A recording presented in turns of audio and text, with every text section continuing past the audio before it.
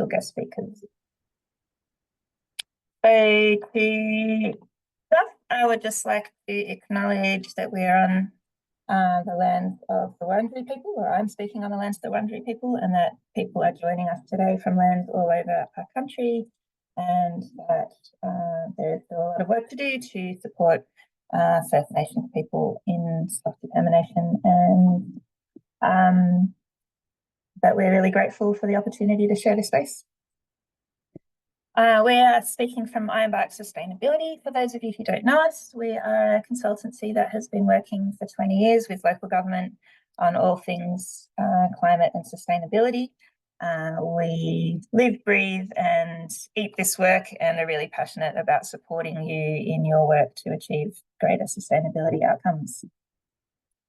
We have a lot to cover today, so this is just a really bit of an overview of what we're going to do. We're going to spend a few minutes just providing some information about the webinar today.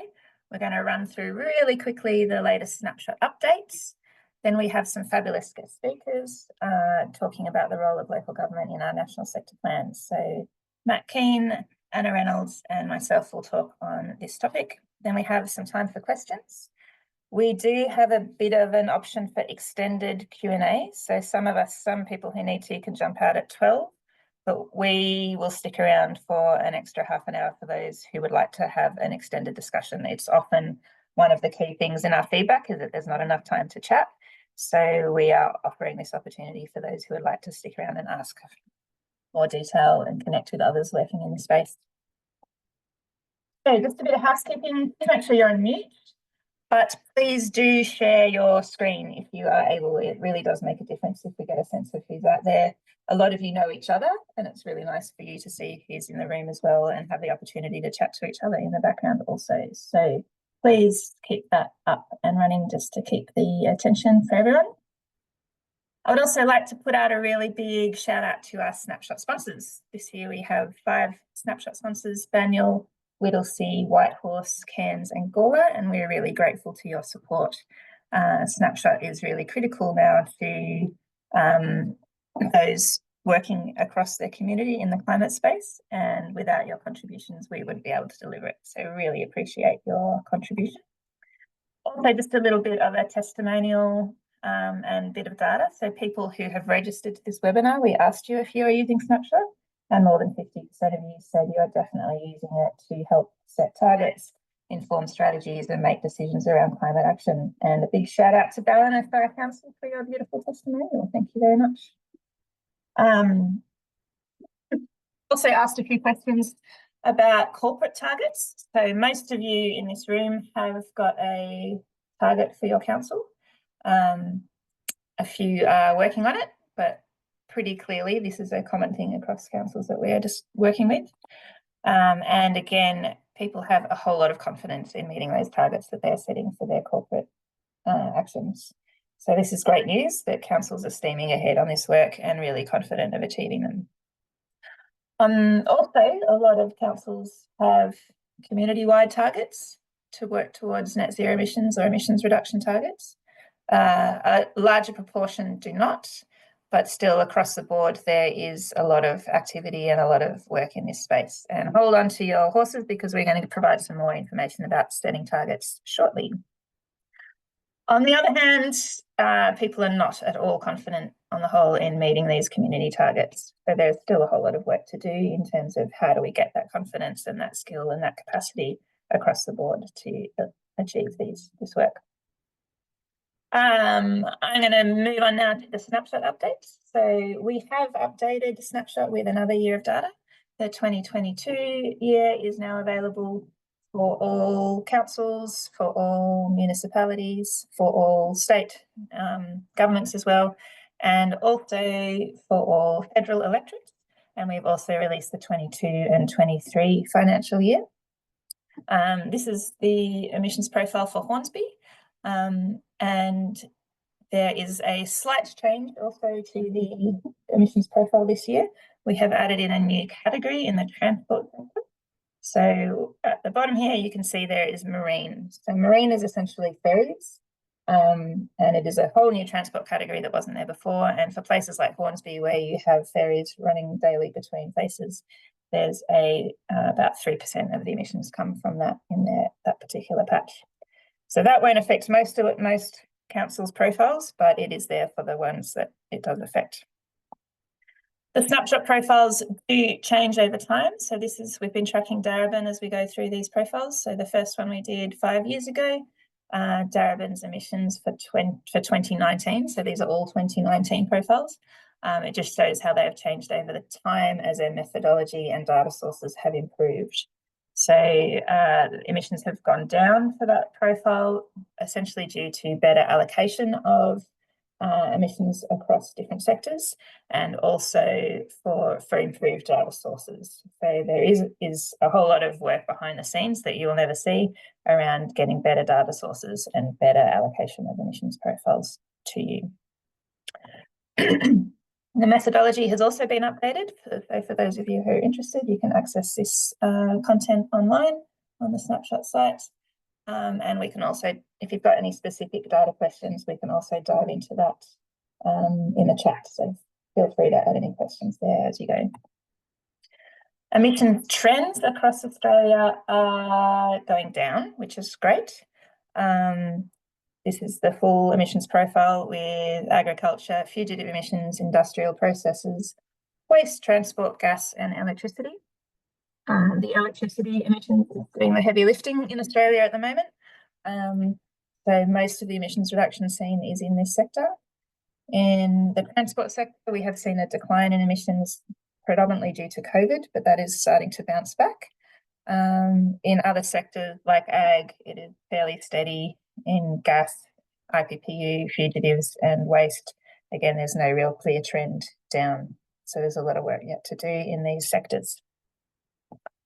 We also have a Snapshot Pro tool, which is the behind the scenes version of Snapshot, which now shows emissions for about 50,000 different organisations nationally. And we can break those down into emissions for specific companies or specific entities. And this is really actually a key step to drive change, because by understanding the key emitters in your particular area, you can collaborate with them and identify opportunities to reduce emissions really specific to the companies or the industries of your region. And you can also track those impacts at the local government level over time. So the graph on the right, the brown dotted line shows the sort of business as usual trends. The yellow dotted line shows the Science Derived Target. And the additional steps that can be achieved are the blue and the green lines through increased action at that kind of individual, corporate or company level. We can also do some projections behind the scenes, which shows that snapshot models which can predict the estimated impacts for sector-based interventions.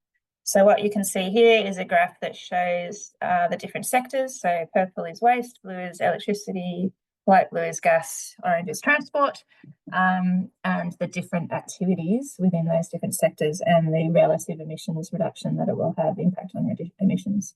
So this kind of work can be really helpful for prioritising actions at the council community scale and understanding the impact that the work that you do will have.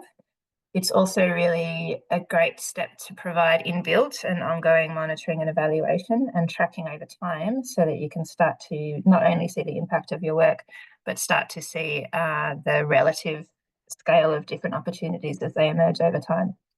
So, for example, as more and more companies take on PPAs, other opportunities will become more critical. We also have a new exciting tool that we're launching today. So we have a different website which enables councils to select their Science Derived Target. So again, it's a little bit similar to Snapshot. You can plug in the municipality that you're interested in or the state that you're interested in. You can plug in the degrees that you are looking to try and achieve, so either a 1.5 or a 2 degree target, and it will pop up with your emissions reduction goal, your carbon budget, so the allocation of emissions to you according to kind of global scaling of emissions for the time remaining in which you would likely see that carbon bucket used up at a business as usual scale, the annual emissions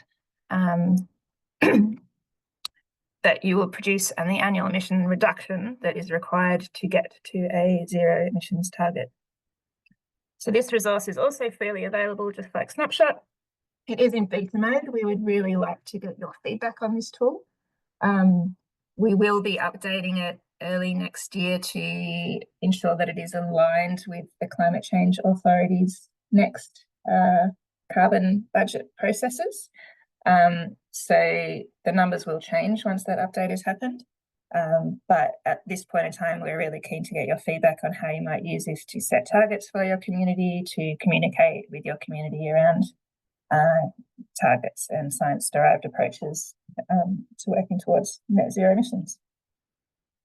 Because we still have a lot of work to do. You can see that Australia's emissions are still quite significant. They are still significant in all sectors, across residential, commercial and industrial spaces.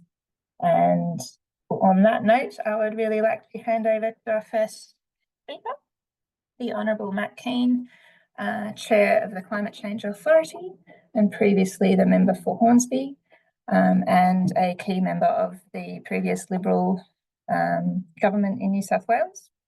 He has been the Minister for Health, the Deputy Leader of the New South Wales Liberal Party, Ministers for Innovation and Regulation, the Treasurer and Minister for the Energy and the Environment. He has also been critical in releasing the 20-year roadmap, electricity roadmap through New South Wales, which is a great piece of work and has put New South Wales firmly on the map as one of the leaders in the renewable space in our country, if not the world.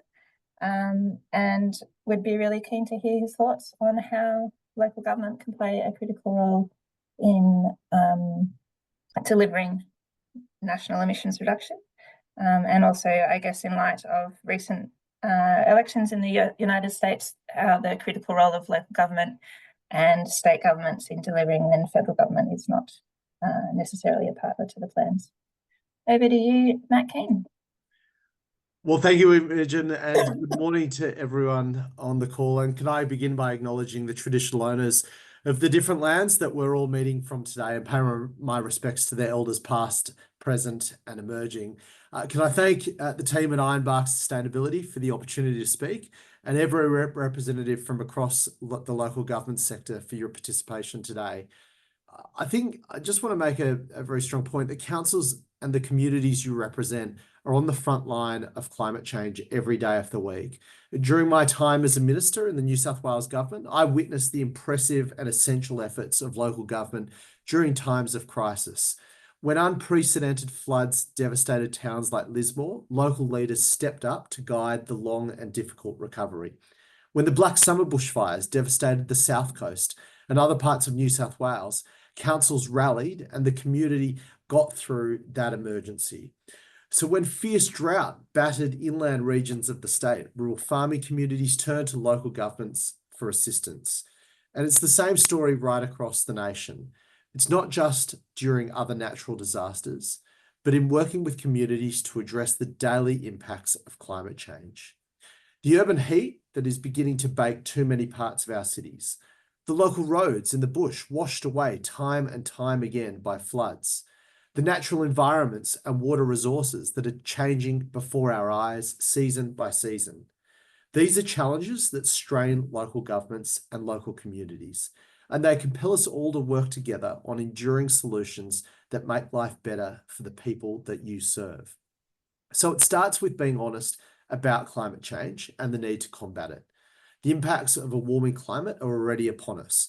Declining rainfall in the southeast and southwest of Australia, an increase in extreme fire weather and longer fire seasons, higher sea surface temperatures, rising sea levels, and more volatile weather extremes hitting home harder and more often. So reducing emissions is urgent, and it's also essential for local communities, businesses, and industries. Climate action is non-negotiable to secure a safe and thriving future. So I like to emphasize thriving when I talk about that future, because strong action to cut emissions now can also unlock a future full of promise. So there's already economic change happening in our regions as we switch from coal-fired power to renewable energy like wind and solar power. This is bringing new energy to homes and businesses, with 40% of the energy in our grid already powered by renewables right now today. So this will involve lots of investment and create a lot of new jobs, especially in regional areas. New industries are opening up that are based on clean energy and our abundant mineral resources. It's important that Australia's skilled workers in emissions-intensive industries are supported to take advantage of those opportunities presented by renewables and emerging industries together with their communities. And it's essential that those communities, governments, and businesses work together to map out the positive and orderly transitions to net zero that work on the ground, recognising that there won't be one single pathway that every industry, community, or region follows. A willingness to listen and to work together at all levels are the tools that we need now, just as much as new technologies. So I'd like to acknowledge the important work the Australian government's new Net Zero Economy Agency has started doing in this space, with key communities on the front line of the energy transition and the climate crisis. For those living in our cities, a net zero world can bring plenty of benefits too. For example, Australians will live and work in more efficient and comfortable homes and buildings. Our infrastructure will be more resilient to the effects of a changing climate that are already baked in. Greater public and active transport will make it easier for people to move around our cities and towns. Our agricultural land and biodiversity will flourish. Our economy will be powered by reliable, affordable, renewable energy, and our prosperity will be fueled by tapping Australia's natural resources and innovative spirit to sell new products and services in demand across a decarbonised world. These are bright opportunities the Climate Change Authority is determined to help governments, both at the federal, state, and local levels, to be able to harness, as well as businesses and communities to understand them and to seize. So we're charged with delivering robust, expert, and independent advice to the Australian government on climate change policy.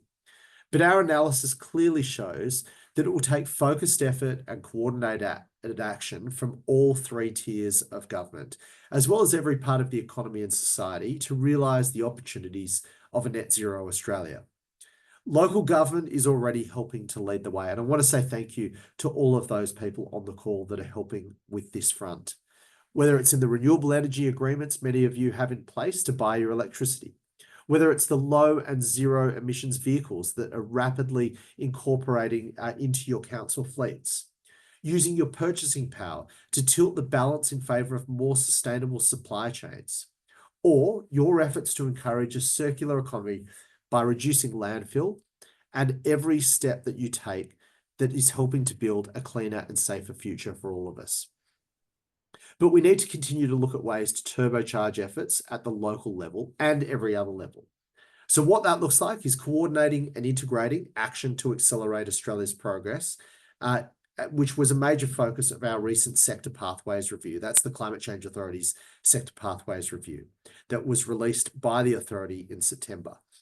The review explored the decarbonisation opportunities for Australia across 6 sectors of the economy that together account for all of our greenhouse gas emissions: electricity and energy, transport, industry and waste, agriculture and land, resources, and the built environment. We analysed the potential technology and opportunities for change in each sector, as well as barriers or obstacles that may be standing in the way today. I want to single out a couple of those areas that we focused on, which are particularly relevant to local government responsibilities. And I want to start with waste. There are approximately 1,200 landfills receiving waste in Australia. The waste sector contributes about 12 million tonnes of emissions each year. It's mainly methane from the decomposition of organic matter, but also emissions from wastewater and biological and thermal waste treatment. Diverting organic waste from landfill to low emissions treatment options prevents the generation of methane and is the most effective pathway to decarbonise this industry. The report identified that a mix of technological solutions are required, including composting, anaerobic digestion, and combustion of waste to generate energy. The good news is all these technologies are currently available now, and the review identifies the barriers we need to remove to make that possible. So if we can accelerate their adoption, we can make a meaningful dent in emissions from the waste sector. Often, that also means making a meaningful dent in the operational emissions of individual local governments. Our built environment is another priority area, providing opportunities for thinking differently about risk, resilience, and adaptation. The sheer scale of the built environment, with more than 11 million homes and 1 million commercial properties, underlines what a huge platform it can be for driving change. Our homes and commercial buildings account for about 7% of Australia's total emissions. So governments are continuing to build the policy toolkit that will drive these emissions down by making buildings more efficient. Energy performance requirements, energy efficiency programs, and construction codes that keep raising the bar are essential elements of that progress. We need to ensure that the regulatory frameworks are well designed and easy to apply, because when we design and deliver our cities, buildings, and infrastructure smarter, we're making the people's lives better in a really practical way. So we can advance design and engineering solutions that produce more efficient buildings, for example, to lower their carbon footprint and to cut energy bills in one go. At the same time, we can create buildings and cities that are both more livable and more resilient to severe heat or floods. Healthier, safer homes and buildings means happier people. It's a point made by the Australian Local Government Association in its submission to the review. They emphasised that delivering environmental outcomes brings real improvements to health and well-being. So we know there's work to do to make it easier for councils and everyone else with a stake in our cities and towns to take up all the opportunities and technologies that we have on hand now. For example, the Sector Pathways Review recognises that a lack of nationally consistent and contemporary regulations, policies, and funding arrangements can sometimes impede progress. The authority will continue to place a spotlight on those barriers and put forward evidence-based and actionable ideas about how to overcome them. As we do, we will continue to lean into the wise insights and good intent of the local government sector. We understand the crucial role that you play in navigating the impacts of climate change in the communities in which you serve. What's more, we recognise that the best solutions often come from those who've had to face into a challenge and bring people together to work out how to get through it. So your insights, your innovations, and your inputs are absolutely essential in driving Australia towards net zero. And I look forward to working with each of you to keep accelerating this progress. There's a huge opportunity on the table here. We've got a chance to not only leave our planet better than we found it, leave our communities healthier and cleaner than we found it, but in doing so, we can leave our economy and our nation more prosperous than any generation of Australians has ever seen it before. That's the chance we've got here, and I look forward to working with you to ensure that we grab it. So thank you for having me, and good luck for the rest of your conference. Thanks very much, Matt. We really appreciate your time and your insight in this space. It's really great to have you here. Just reflecting as well on the role of local government in Australia. One of the local government review findings really does show that local government has probably been the most consistent layer of government in working on climate action over the past 2 decades or so, as state or federal governments have fluctuated through the kind of climate wars. Local governments have been really drivers of this work. And one of the leading communities and one of the leading councils has been Hobart. And I'd really love to hand over now to Anna Reynolds, the Lord Mayor of Hobart, who has been a real champion of the climate space. She's held roles in advocacy, policy development and management, worked with the AETF, the Australian Conservation Foundation, and World Wildlife Fund International. She's been a real driver with ICLEI and the Global Covenant of Mayors, and championing action at the local level to have a big impact at the global scale. So on that note, I'd really like to hand over to Anna. Thank you very much for having us here, for coming here today, Anna. Thanks so much, Imogen. Thanks so much, Imogen, and welcome everybody. Thank you so much for your interest in this issue, and thanks so much for inviting me to speak a little bit about Hobart.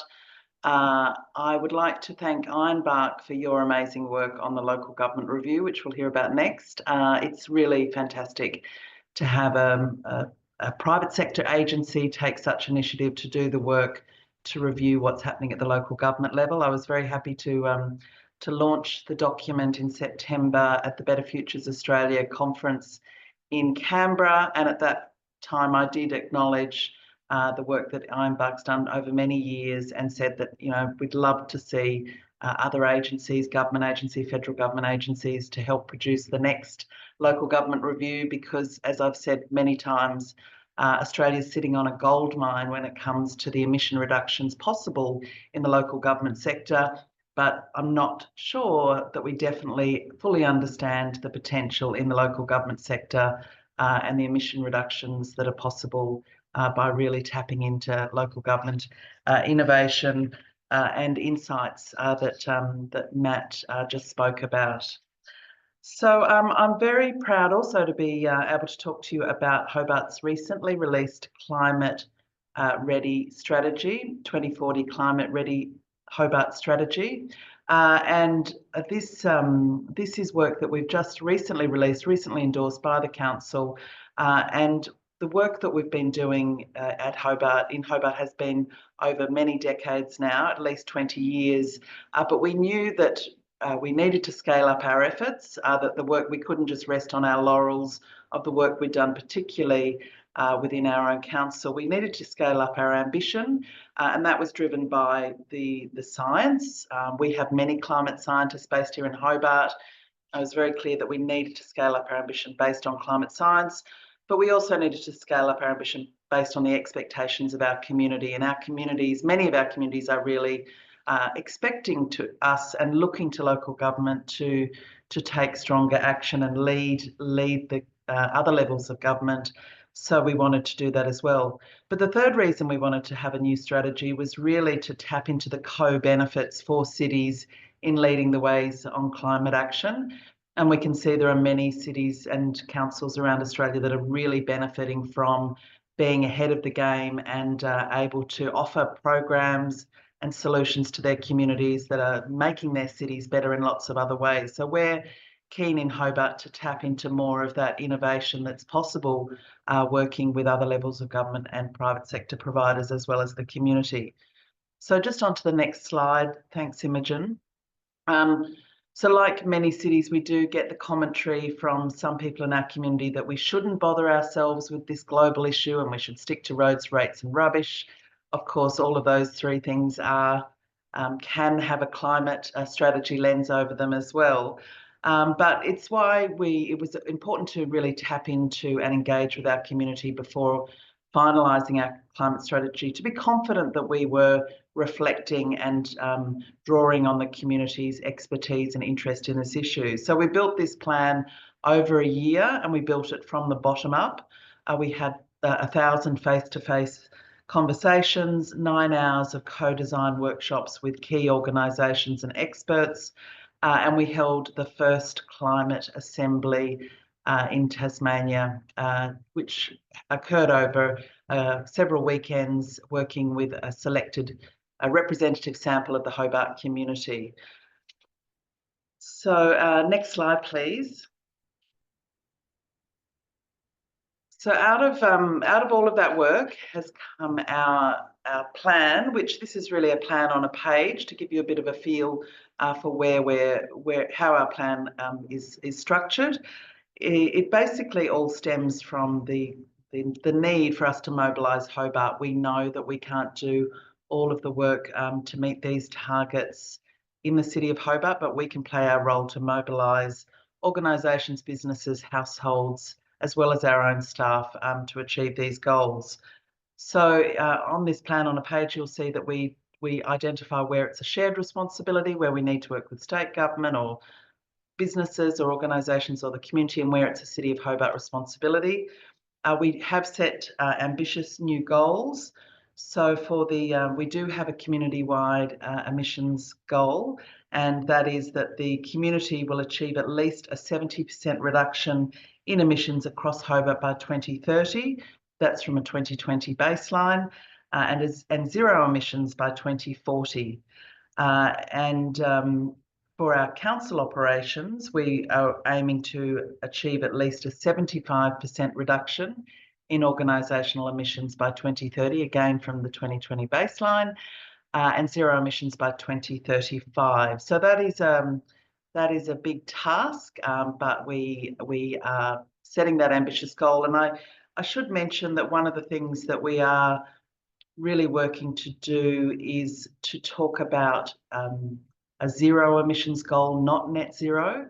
And we've done that intentionally because we do want to set the ambition higher and be one of the leading voices on climate action in the country, because that's what the community of Hobart would like us to play that role. And very purposefully setting a zero emissions goal rather than a net zero emissions goal is about having that conversation with the community that net zero is becoming increasingly seen by climate scientists as not adequate, that offsets are being utilised, unfortunately, to justify the continued opening and extraction of fossil fuels.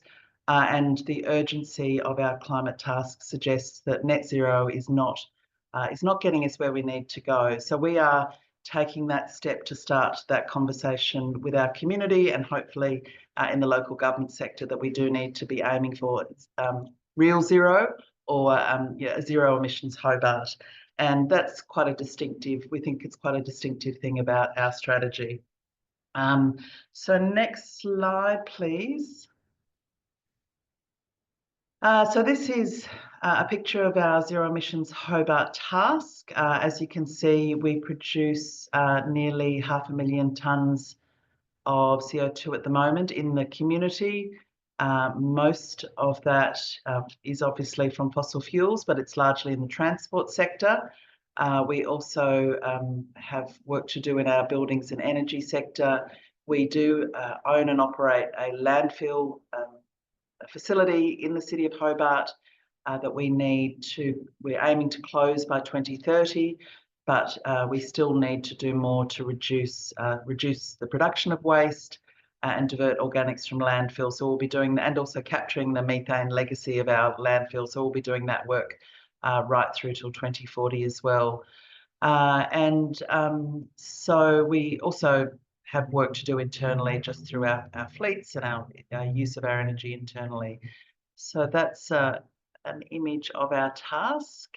And then the next slide is around, we have combined our climate resilience strategies within the same document so that they're not separated, and really recognising that we understand that Hobart will have to manage and be prepared for more extreme weather. We're an incredibly bushfire prone city, but we also will be slowly building up between now and 2040 all of that green infrastructure, the other infrastructure, the more efficient buildings to make our community more resilient to the climate change that unfortunately we know is still coming.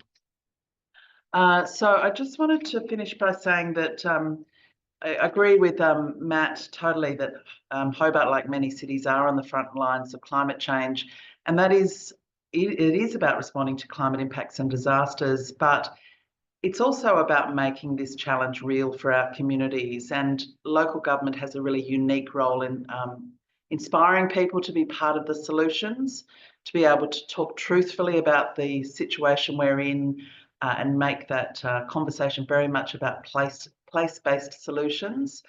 Local government does have a very long history of taking action from the very early days, and we are great partners. We have boots on the ground. We have connections with the community. We're known by our communities, and we're really keen for state and federal agencies to scale up their connections with local government sector, to actually sit down and have serious conversations with us about the potential of our involvement in meeting our national targets.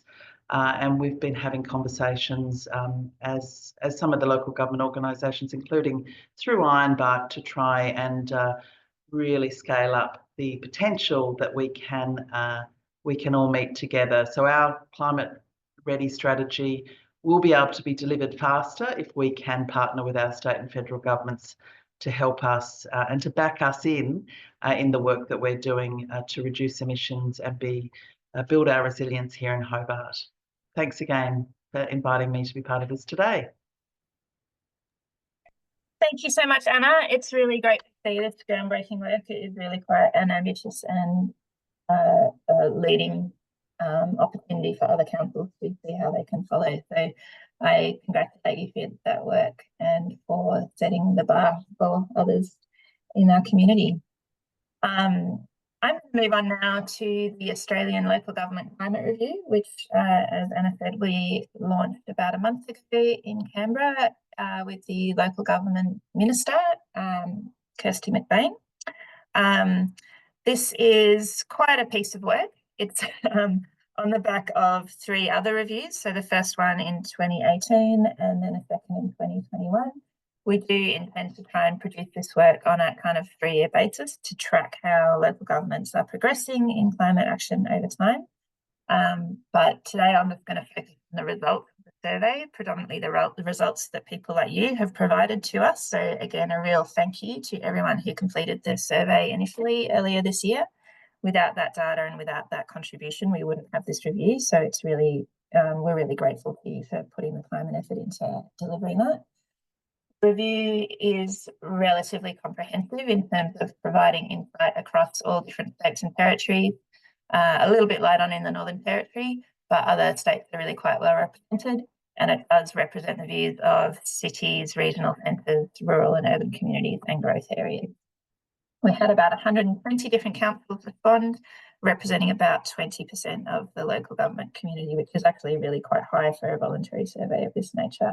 So it probably does not represent the really small, or the really large but small population councils who do not have staff who have capacity to respond to these surveys. So they are probably missing from the picture of the review. It's really clear that the community thinks that there are benefits towards this transition underway, both in terms of community resilience, a safer environment, cheaper energy, new jobs, stronger networks. They have your back in terms of seeing that there are benefits to undertaking this work. I'm going to break this up into councils' corporate activities and then talk to their community-wide approaches. In the corporate space, again, there's a whole lot of actions that people are undertaking in stationary energy.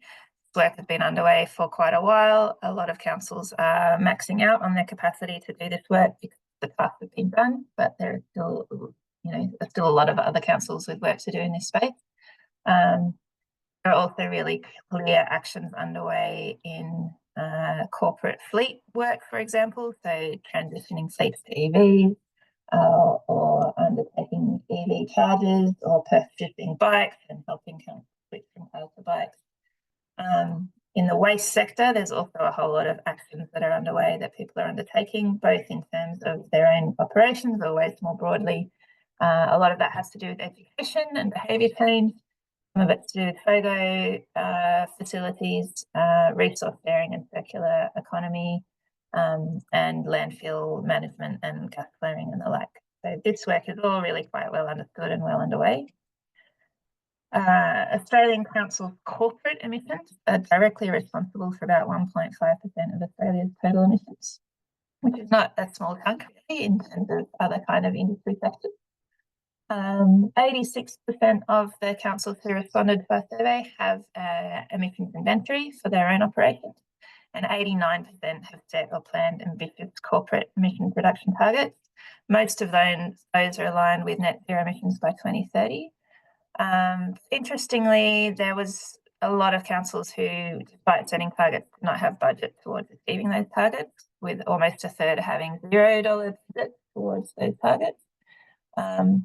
Another interesting statistic is that these emissions that were scaled nationally, it would meet 1% of Australia's nationally determined contributions, which again is not a small amount in the scheme of other industries or other corporate business sectors.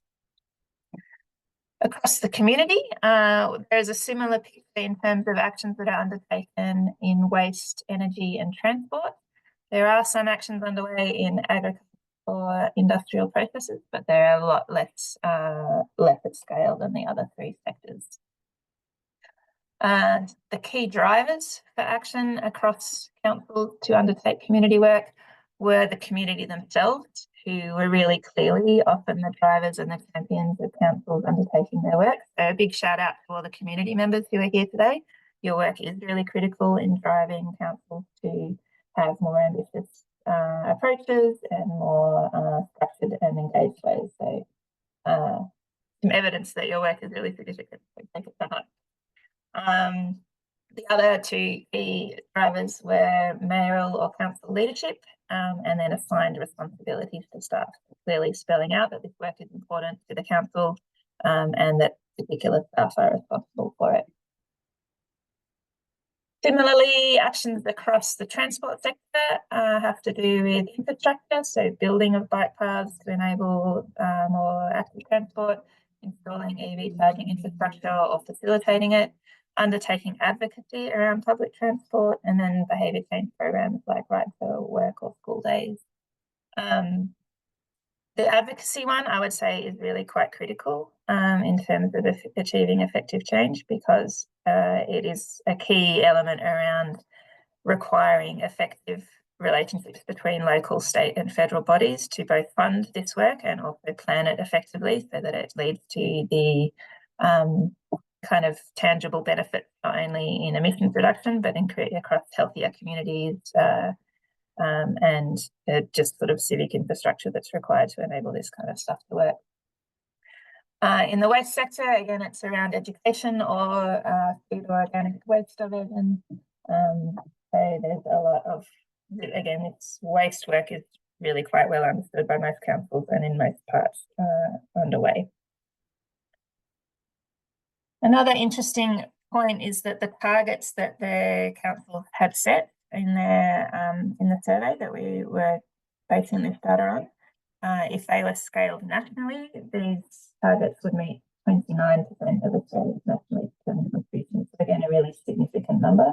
And again, 68% of the councils had set or planned community-wide emissions reduction targets. We have got some data which sort of based on the Snapshot Pro analysis showed earlier that shows that councils can directly influence up to about 50% of their community emissions profile.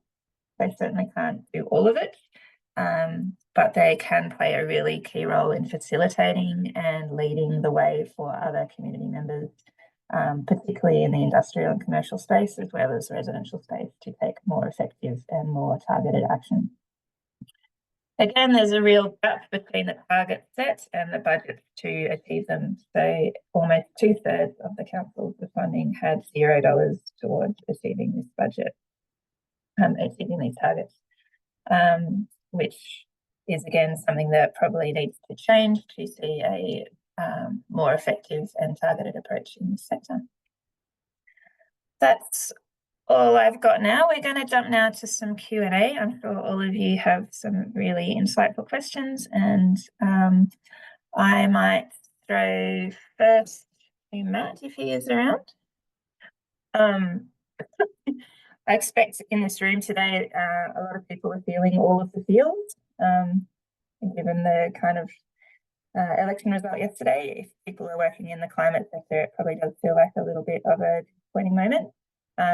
But is there a way forward in terms of the role that local government has to play in keeping their communities safe and keeping communities active and championing at the bit in terms of this work? Would really like to hear your thoughts, Matt. And also there's a few questions for you in the chat. So I'll throw to you first and then ask you the second ones. I mean, Matt's still here, that is.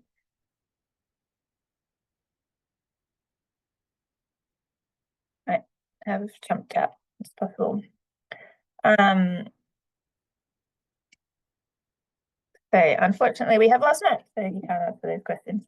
But what we might do is take the other questions in the room, and Anna and I or other people in the room can also probably help answer them. So one of the questions was the amazing leadership from councils and the uplift they can achieve in all these different sectors. How should federal and state climate change programs that work with local government. It is a really key question. There is a global push to increase the relationship between local, state and federal government called CHAMP, the Coalition for High Ambition Partnerships. So Australia has signed up onto that pledge, but has not yet determined how they will implement it. And I might throw to Anna for a little bit of insight on where that conversation is at.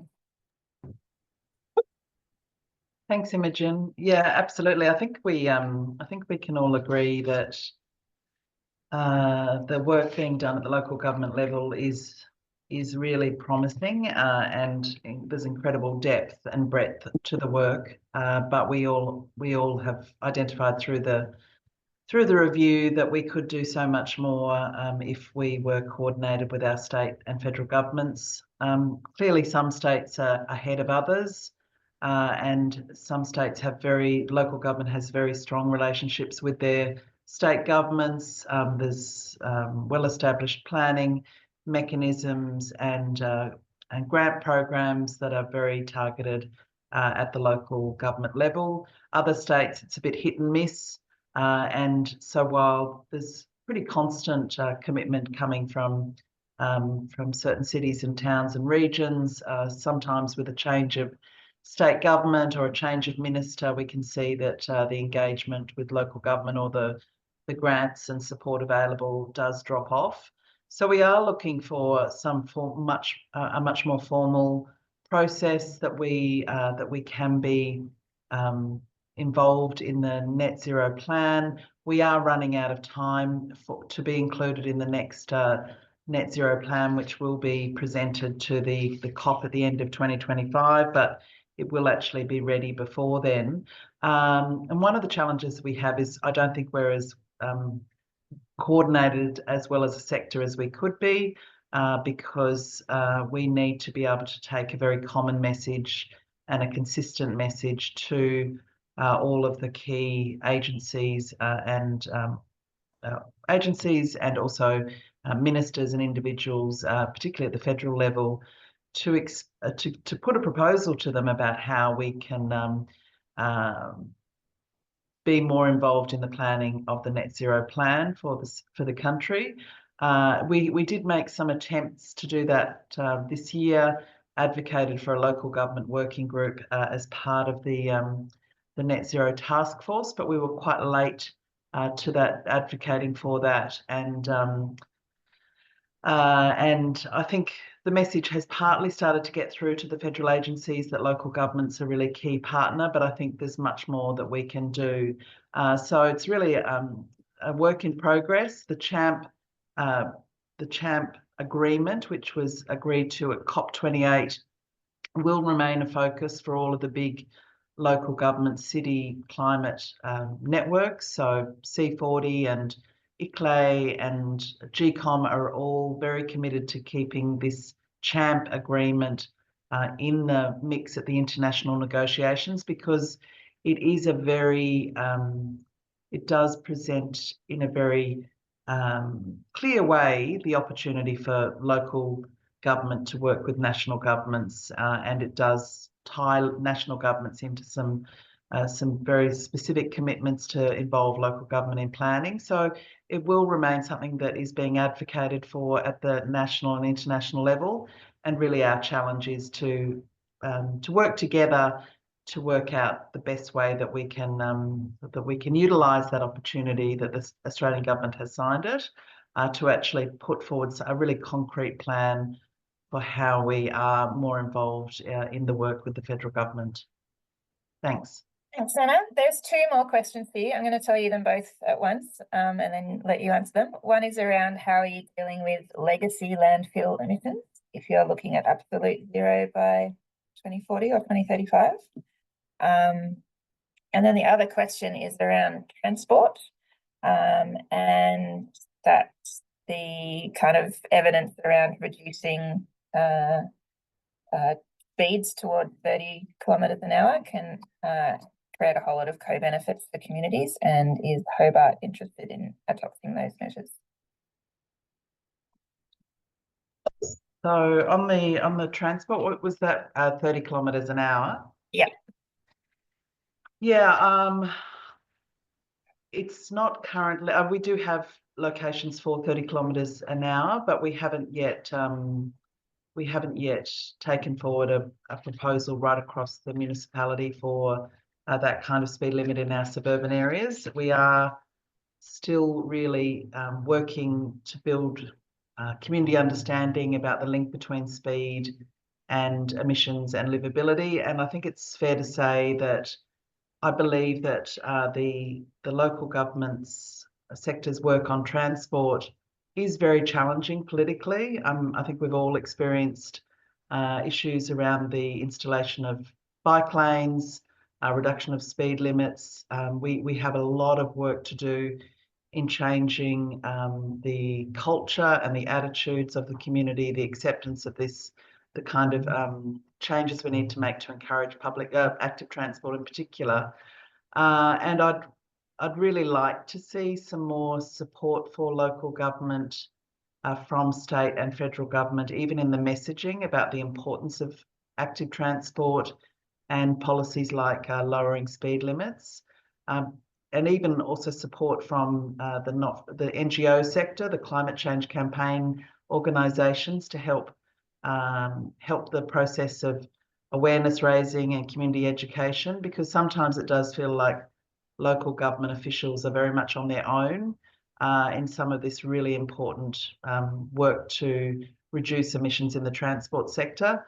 We know that it's going to be the biggest source of emissions nationally by 2030. And personally, I was a little underwhelmed with the transport sector plan that has come out of the federal government in terms of the work on active transport.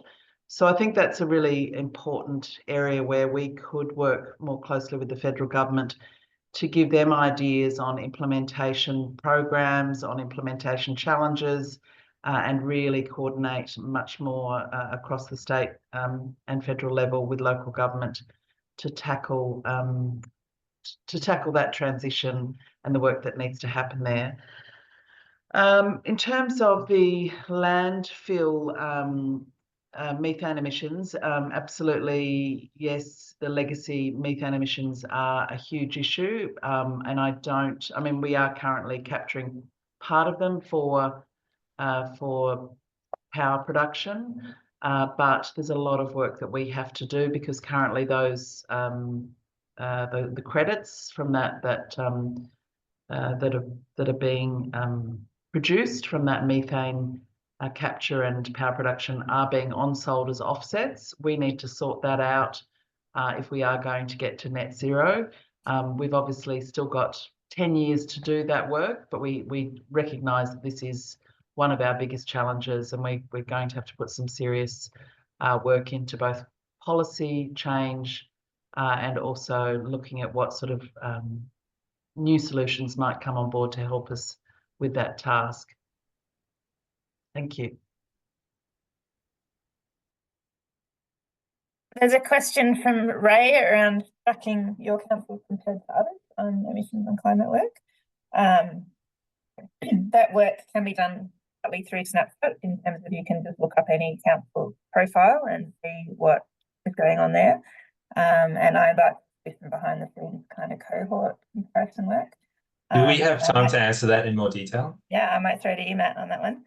Okay, so this is a super interesting question. It's like, how do we understand what councils are doing, how they're progressing? So although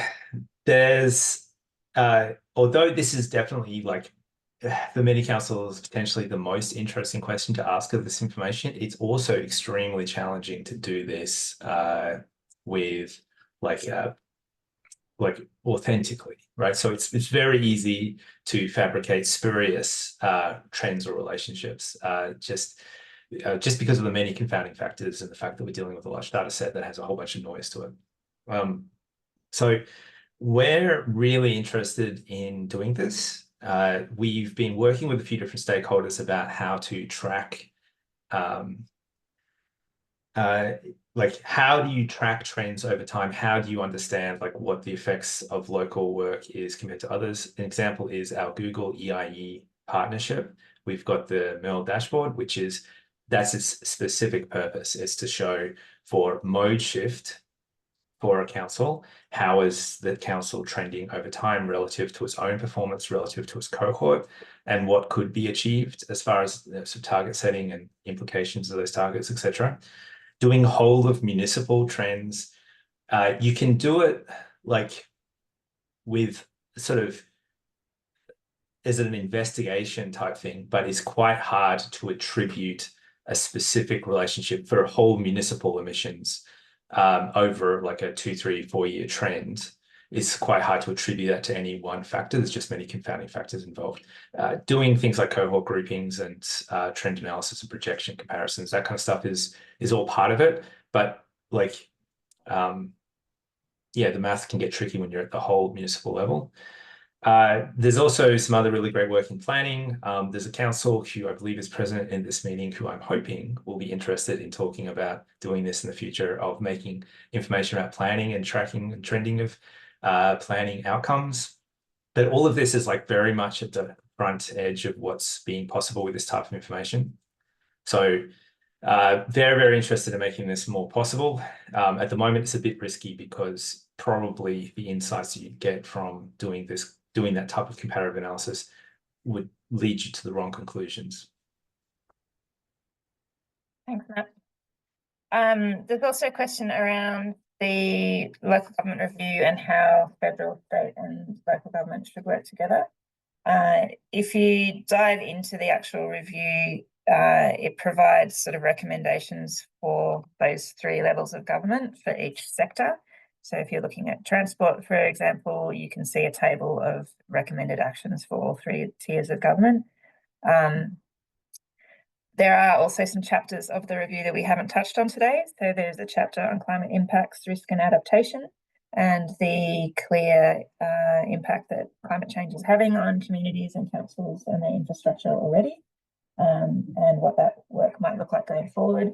There's also a chapter on advocacy and the role that local government can play in probably getting a clearer and more persistent and consistent message around the support that's required to deliver effective change across the board.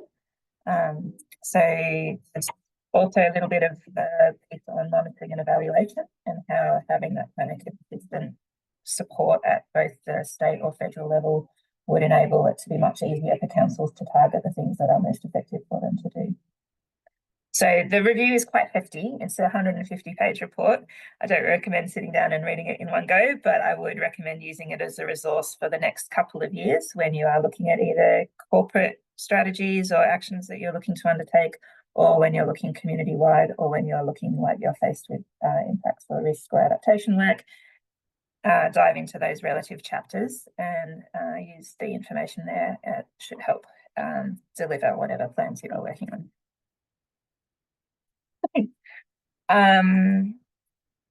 Any other questions amongst the crew? We have hit 12 o'clock, so I know a lot of people are really busy and probably do need to jump off, but we are really happy to stick around for a little while for those who do have further questions and would like to pick our brains while you have us. And again, thank you very, very much to Anna Reynolds for your time and for your great work and leadership amongst your community, and also with the Global Covenant of Mayors and ICLEI, and championing this work at the local and global scale as well. And also thanks to Matt Kean for his time and contributions. If you want to have a look at your Science Derived Target, you can jump onto this forum, give us some feedback about the webinar. We really do take that feedback on board when creating our next set of resources or our next webinar, and would really also welcome your feedback, particularly in Science Derived Target, and how you can use that with your community and any changes that you would like to see us make to it over the next 6 months. Also, please do send us a shout out to Snapshot for either your testimonials, or if you're interested in sponsoring Snapshot, it does help us provide this resource free for all in the community to use. And there is clear evidence it is helping councils and their communities drive change. So let's keep it free and accessible for everyone. Thanks very much, everyone. If you do want to stick around, just hold on while everyone jumps off and then we'll answer your questions.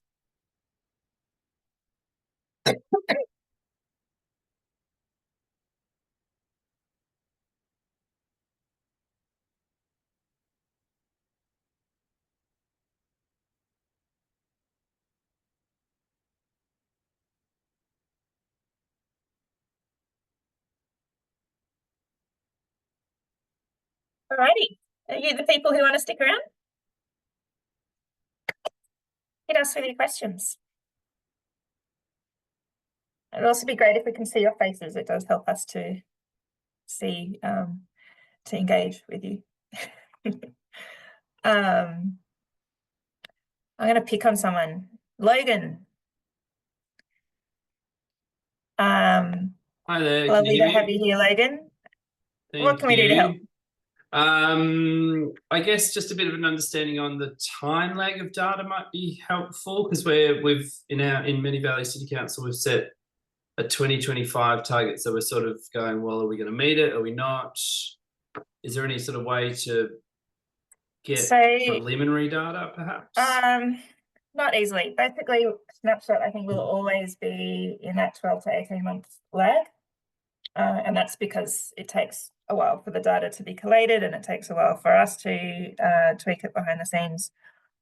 We are dependent on the Australian Bureau of Statistics releasing their energy stats data, and we can't produce Snapshot until that is released. So essentially, I don't see that changing. But it is probably one of the fastest updates you can get, and just the nature of the system that we're in.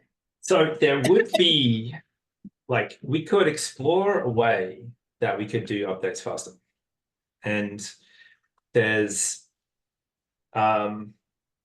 like, it would get a little technical, basically, because we would just so currently the updates are set according to the last updated data set, right? So we basically, what it means is we don't do any modeled or projected data. We just collate all of the available data and only release when all of it is available. That being said, for many municipalities, particularly like Moonee Valley, a very large amount of the data is available substantially in advance of that.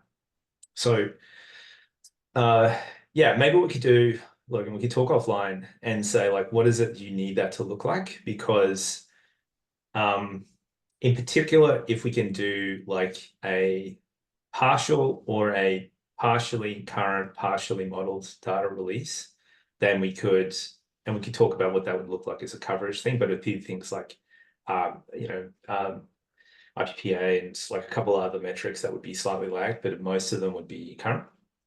So we could look at a solution like that, yeah, and then that would be probably at least 12 months more recent than Snapshot's current update. Okay, fantastic. Thanks. Yeah, we'll definitely talk offline on that one. Thank you. Awesome. Julie, where are you from? I'm from Boroondara in Victoria.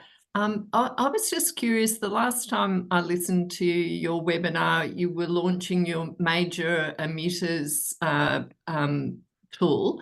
What kind of feedback you've had on that, and how effective what the take-up's been and how effective it has been for councils? I might throw to Matt on that as well. Yep. So we've had pretty good and growing uptake. Where I would say we're sitting at the moment is that there's a number of councils we're working with that we're utilizing the data for a range of different ways, such as targeted stakeholder engagement, activation of the business community, sort of facilitation of conversations with specific businesses about establishing targets and becoming more active in climate change mitigation. It's still reasonably early days as to like quantifying what the scale of impact is, but we're consistently seeing that the identified opportunity in this space is pretty good. Like sort of like, I think the range we've seen is like of identified opportunities to engage with specific businesses in the vicinity of like 4 to 12% of total municipal emissions. So like there seems to be some momentum moving in that direction. I think we're still exploring how this specifically manifests as information to take action on, and like how programs work in regards to delivery there. Yeah, but I think it's quite promising. So can I add something to that, Imogen? The other lens, which a lot of councils are quite interested in, is how to engage with businesses that are in their supply chain. So businesses that provide services and work directly for councils. So this appears to be as fruitful and interesting in terms of impacts and the ability to engage with businesses, because there's that direct contractual relationship. So we do have the data for businesses across municipalities, and for a number of councils, we've also been generating the specific emissions for their suppliers. That is early days as well, but that's a really nice area that a lot of councils are working on. Imogen mentioned earlier that many councils don't work on community emissions, but many councils do work on their own emissions. So the supply chain work fits with all councils, whether they're working on community or not. I also feel like it's a great role where councils can facilitate and leverage action. So not do it themselves, but bring other people to the table to set the expectation or the sort of transparency around who's responsible for what in the community, and how to both channel community efforts in that regard as well, and build relationships with their key emitters as well. I think it's a really interesting next step and next phase of work. I'm going to pick on someone else. Hugh, he's hiding, but Hugh, have you got any questions for us? I'm not hiding. My video doesn't work, unfortunately. I was trying to turn my video on before it was failing. No, I guess I'm kind of interested in that approach where there is more readily available data, particularly in the likes of states like Victoria, where electricity and gas consumption data is, I guess, available much more in advance of some of these profiles, whether there's an option to, I guess, as you said, Matt, fast track those emission profile inventories a little bit faster. Now that we've been working very hard with the DNSPs here in Victoria to gain access to that data, and it looks like we could have solved that riddle to a certain extent, and whether there's an opportunity to, to, I guess, be able to accelerate that timeline, because we're potentially, 6 months behind, not 12 to 18 months behind, I suppose. The potential, I suppose. Yeah, it's very much like, we see this as a really good organic movement of what the purpose of this reporting is. So, previously it was like for compliance with standards and, frameworks, which had no mind as to like whether or not there was like a 12 to 18 month delay. But now when we're actually really interested in tracking the results of current initiatives, then that's a very painful delay. So I think we can definitely, I think we have the opportunity to look at how we can bring that online. That's great. And I guess probably a further question to that is, we've been thinking a lot here at Marybeck around some of the data sets that we've got access to, but we don't necessarily use for a purpose like emissions profile or emissions opportunities. And I wonder if I'd be interested to hear around your sort of developments with some of the individual councils that you've been working with around what kind of data sets have been useful, I suppose, in, I guess, overlaying some of this data that we do have existing, and then how does these sort of additional data sets, things like building types, all those types of things, how we can sort of add layers to produce, I guess, more meaningful data that might actually produce outcomes around identifying opportunities, or I guess getting a higher confidence in the sort of in the data that we're receiving in terms of, you know, is it actually, you know, going from that high level down to the specifics and being able to say, yes, we're confident that, you know, we can understand the different types of I guess subsets of some of this data, or as I said before, opportunities that might lie within that data. Yeah, so I actually have a bit of a head cold right now, but this conversation is extremely exciting to me. And like, it would be great to dig in a little bit more. And maybe, Hugh, we could sort of bounce around, you and a couple of others we pulled together to sort of talk about, like, what data sets will we have accessible based off their granularity, frequency, reliability, etc. How can they be applied? Like strategic plan, you know, strategizing, monitoring, evaluating. Like there's a few different functions that is wholly dependent on the accessibility of relevant and actionable data. So I think we've got lots and lots of space to sort of really move that forward in a way that works systematically across council. So yeah, let's put something in the calendar. That'd be great. Yep, sounds good. Judy, you got any questions for us? If you're there, anyone else also feel free to chip in.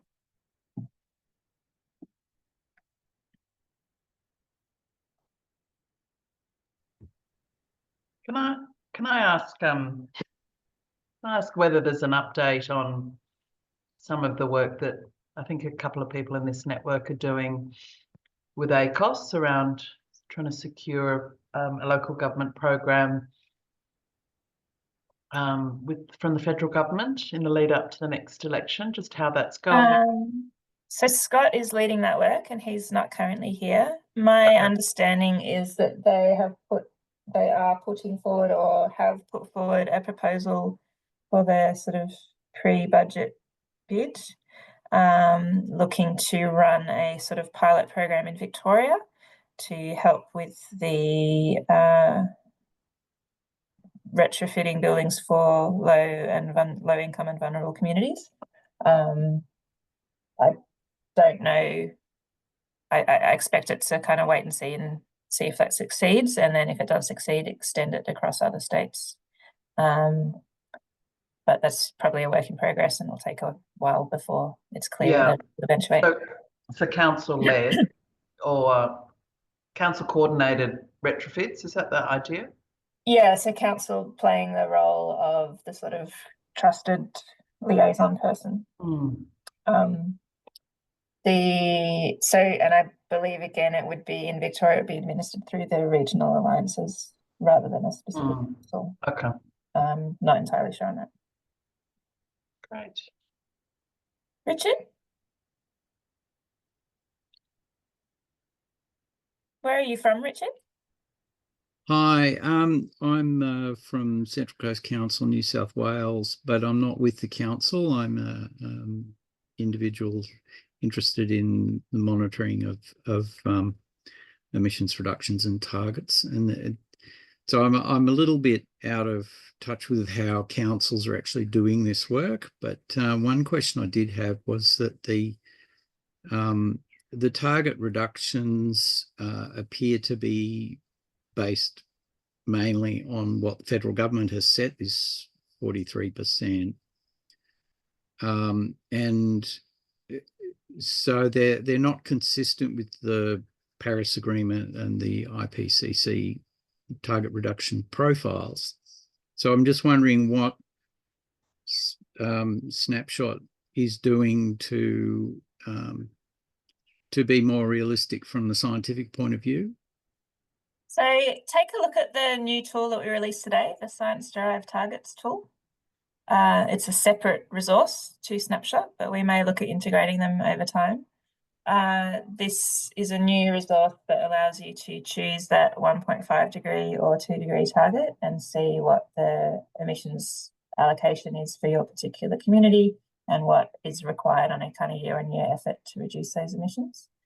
I think I guess it's a challenge everyone is grappling with, is that there's not much time left to meet those science-derived targets. And so how do we effectively bring the community along for the ride, keeping the urgency while also feeling what's achievable and ambitious enough? So I think that's going to be an ongoing kind of thing that everyone grapples with who's working in this space. But it does provide you with that data or evidence around what is in line with the particular temperature target that you would like to see eventuate. If I could add to that as well, you would know, but for the benefit of the conversation, I'll just say there's lots and lots of ways to approach how to determine targets, so emissions and targets. So Snapshot itself isn't comprehensive of all emission sources. There's a couple of niche emission sources, like % here or there, that we're still incrementally adding, as we've done with this up there. We've added maritime. Also the methodology around it, and also the so we use CO2e, so carbon dioxide equivalent, which requires a conversion function for non-CO2 gases, and so that requires then a time frame, et cetera, So there's lots of factors that go into determining those allocation processes. We also don't incorporate all global greenhouse gases. So it's, I think, I don't know if Dorothy's still on the call, but Dr. Dorothy Robinson and I have been working together on bringing in a couple of additional gases. So there's lots of elements that combine, and then there's the actual science of establishing the carbon budget, and then there's the attribution method of how do we do sort of a breakdown of that budget to the local level. There's a lot of questions and sort of possible ways that this could be resolved. Snapshot is not like functionally aligned to how the federal government is choosing to approach carbon reduction targets.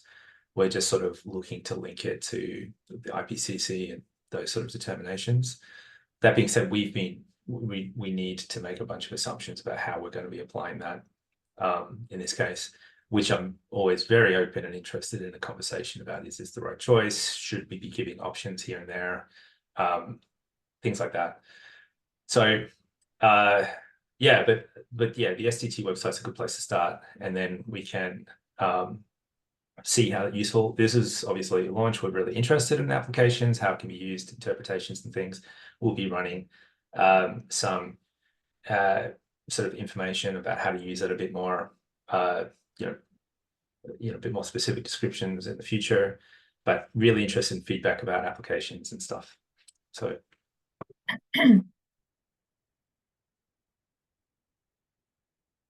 Awesome. There's a few people here I don't know. Georgie, where are you from? Are you still online? Or Edward? Not sure whether people are listening or whether they've just left their computer. Any other questions?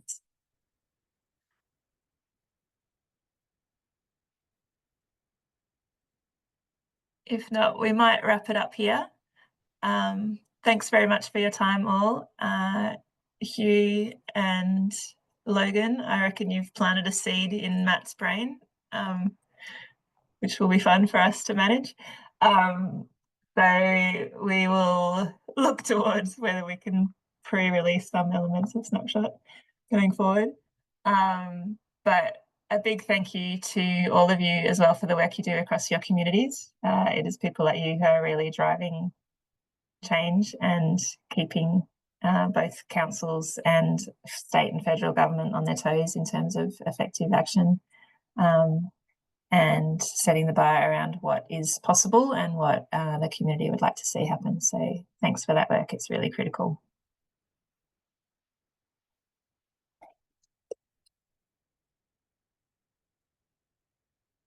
Thanks all. We'll see you next time.